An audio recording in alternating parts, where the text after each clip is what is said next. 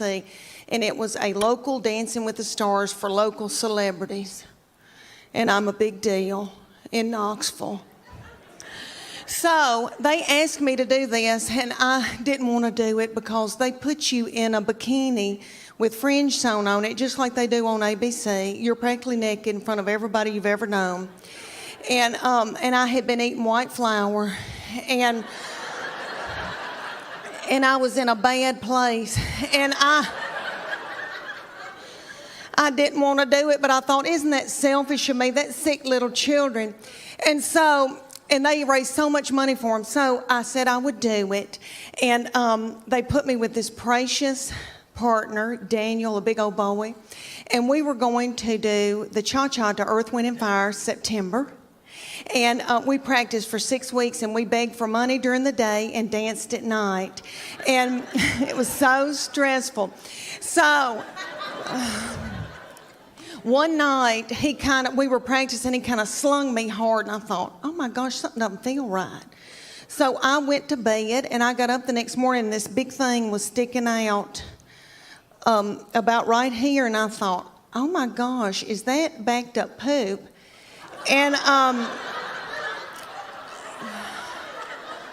because I have trouble with that. And I called my girlfriend, Emily, and I said, I think I've got backed up poop. And she said, I don't think poop goes up that far. And so she looked on her WebMD on her iPad and found a picture of a man that looked like an alien coming out of him. And she said, is that it? And I said, yes. And she said, you got a hernia.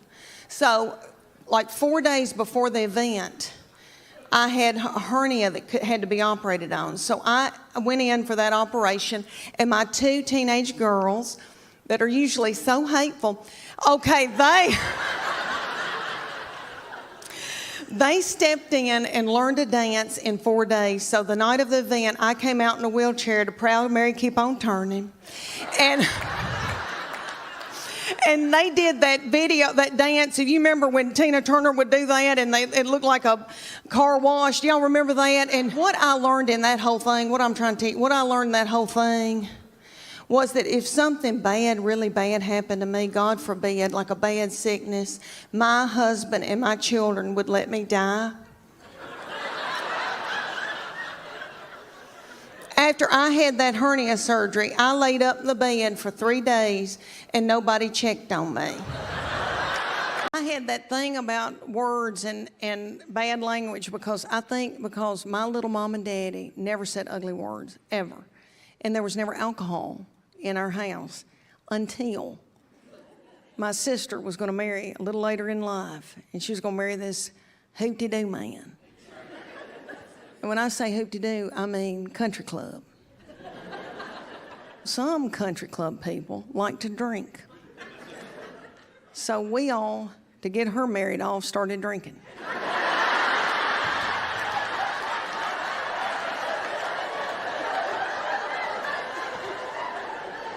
And my little mama had never had alcohol, got out of my car. She had 2.5 glasses of wine and said, I can't feel my arms. Y'all are living in Florida. So do y'all just keep a bathing suit going all the time? You have to have a bathing suit. Okay, well, I hate to try one on. I'd rather take a bullet. I want y'all to know that I can dance. I am coordinated and I'm athletic. I really am. I can bust a move. I'm not good at math. I can't do math. But I can bust a move. But if I had to go to a club, this is how I would dance now if I had to go to a club.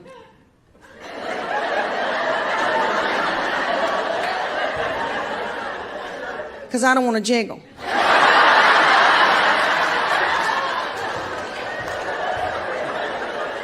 And I could see a man going, what's that? And they going, nothing. That's just a pre-cancer. My husband's very quiet, very introverted. He doesn't like to chat.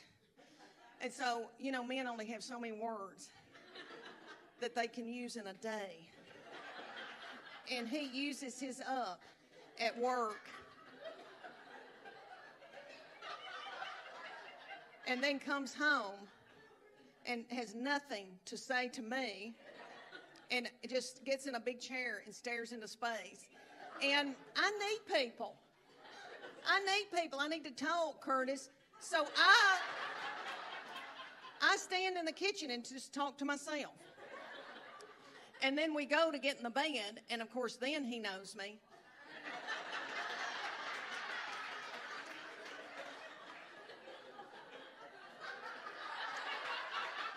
You know, all of a sudden he knows me and tries to touch me.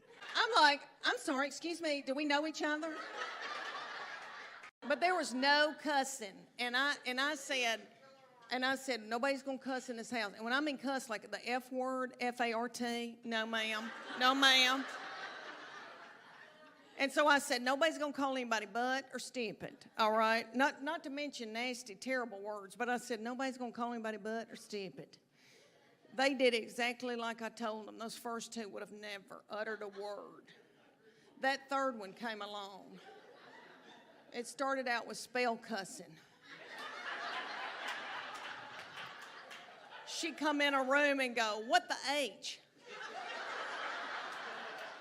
She calls my husband Chuck. His name is Chuck. She go, Chuck, you a-hole. And my husband just gets so tickled. And then she'd come in a room and go, what's up, mofos? When we went to that little Christian school, there was a lot of Air Force fighter pilots there that teach that train people, and they've got on those jumpsuits with those weighted things in the back, and they had those hats on, and everybody had their hair shaved and all that, and so that school had a big thing where it was like Daddy Day, where your dad comes and talks about what they do for a living. And so they had these fighter pilots like, you know, Maverick, coming with this big thing on their head with that thing, and these children were fascinated, and my boy was fascinated, and for a long time wanted to go in the military and was just fascinated by it. My poor husband had to go and talk about installation in the side of mobile homes. But he took a video and it showed men blowing installation in the side of these houses. And the kids kind of liked that. And then I brought extra candy and threw it at little kids. He really does not believe in fancy cars. He doesn't think anybody needs a nice car. My children drive old, beat-up cars, and what he does for me, he'll buy me a car about a year old, pay cash for it, and then make me drive it the rest of my life. I finally had to put my foot down because I was driving a white